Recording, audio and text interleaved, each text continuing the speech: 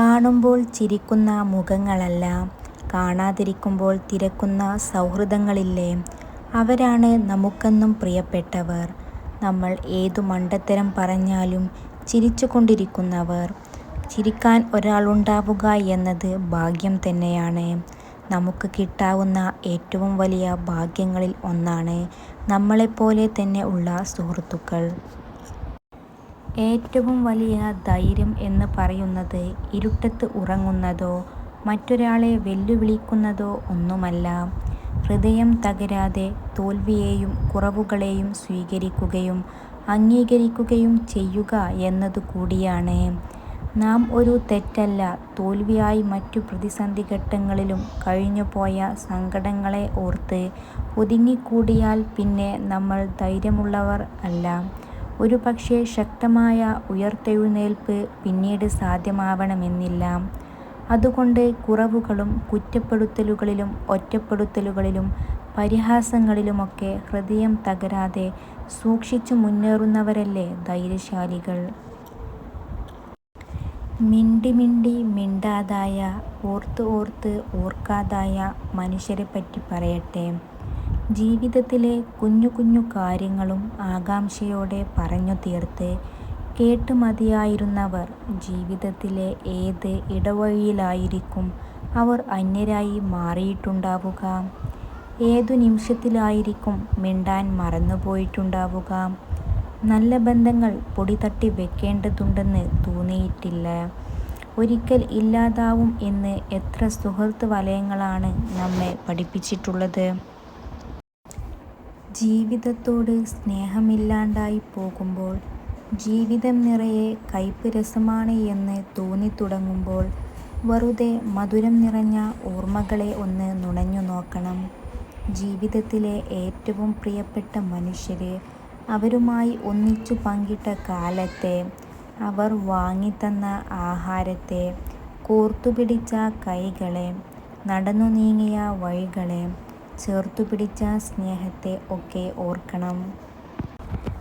നമ്മളെക്കുറിച്ച് അന്വേഷിക്കാത്ത, നമ്മുടെ സങ്കടങ്ങൾ മനസ്സിലാക്കാത്ത, ആവശ്യങ്ങൾക്ക് മാത്രം ഓടിവരികയും അത് കഴിയുമ്പോൾ കാണാതാവുകയും ചെയ്യുന്ന മനുഷ്യരെ വിശ്വസിക്കരുത്.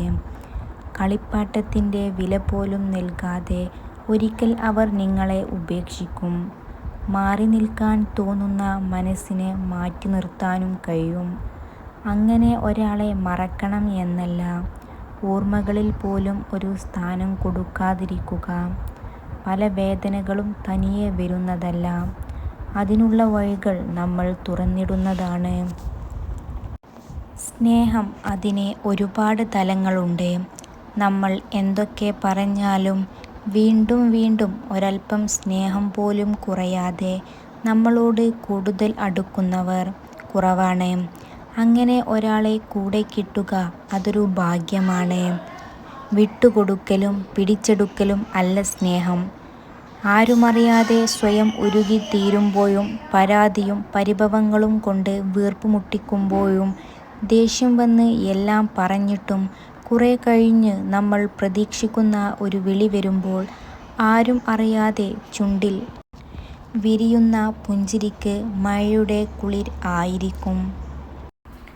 ഒരിക്കൽ വിട പറഞ്ഞതിനൊന്നും പിന്നീട് ഒരു ഇടം കൊടുക്കരുത്. ഒരിക്കൽ വീണ കുഴിയിൽ പിന്നീട് ഒരിക്കൽ വീഴുകയും അരുത്. എത്ര സന്തോഷിച്ചു എന്നതിലല്ല, എത്ര മുറിവേൽക്കാതിരുന്നു എന്നതുകൂടി ശ്രദ്ധിക്കണം.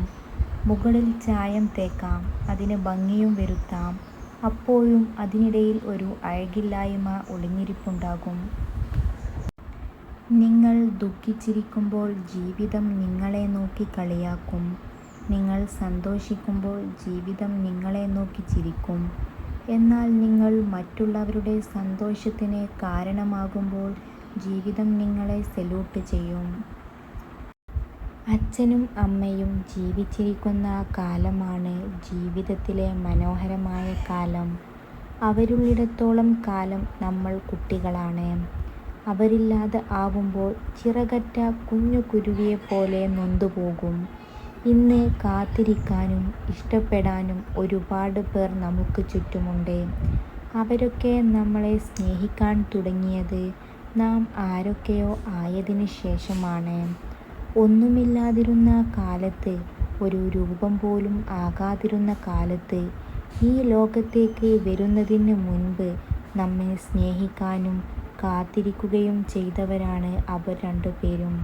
അവർ രണ്ടുപേരും ജീവിച്ചിരിക്കുന്ന കാലമാണ് നമ്മുടെ ജീവിതത്തിൽ മനോഹരമായ കാലമെന്ന് പറയുന്നത്. നമ്മളെ കേൾക്കുന്നവരോടാണ് നമ്മൾ സംസാരിക്കേണ്ടത്. അവരതിന് വേണ്ട പരിഗണനയും തരും. അല്ലാത്തവരോട് ഒന്നും സംസാരിക്കാൻ നിൽക്കരുത്. ഒന്ന് നിർത്തൂ എന്ന് പറയുന്നത് കേൾക്കുന്നതിനേക്കാൾ നല്ലത് അവരോടൊന്നും പറയാതിരിക്കുന്നതാണ്. ആളുകളെ അറിഞ്ഞതിനു ശേഷം സംസാരിക്കുക, അല്ലെങ്കിൽ അവഗണന ഏറ്റുവാങ്ങേണ്ടി വരും. ചില വേദനകൾ പുറത്തു പറയരുത്. അത്രമേൽ ആഴത്തിൽ സ്നേഹിക്കുന്നവരോട് പോലും. തകർന്നു പുറത്തേക്ക് തെറിക്കുന്ന രക്തത്തുള്ളികൾ അവരറിയാതെ തുടച്ചു മാറ്റണം. ആരും അറിയണ്ട, ആരാരും കേൾക്കണ്ട. എല്ലാം നമ്മുടേതു മാത്രമായ വിഷമങ്ങളായി നിലനിന്നു പോകണം. നിങ്ങൾ കാത്തിരിക്കുമ്പോൾ സമയം മന്ദഗതിയിലാണ്. നിങ്ങൾ വൈകുമ്പോൾ സമയം വേഗത്തിലാണ്. നിങ്ങൾ സങ്കടപ്പെടുമ്പോൾ സമയം മാരകമാണ്. നിങ്ങൾ സന്തോഷവാനായി ഇരിക്കുമ്പോൾ സമയം കുറവാണ്. നിങ്ങൾ വേദനിക്കുമ്പോൾ സമയം അനന്തമാണ്. നിങ്ങൾ വിരസത അനുഭവപ്പെടുമ്പോൾ സമയം വളരെ നീണ്ടതാണ്. ഓരോ തവണയും സമയവും നിർണ്ണയിക്കുന്നത് നിങ്ങളുടെ വികാരങ്ങളാലും മാനസികാവസ്ഥകളാലുമാണ്, അല്ലാതെ ഗ്രൂപ്പുകളല്ല. അതിനാൽ എപ്പോഴും നല്ല സമയം ആസ്വദിക്കൂ. സ്വന്തം തെറ്റുകളെ ശരികളായി സ്ഥാപിക്കാൻ ഏതറ്റം വരെയും പോകുന്നവരുണ്ട്.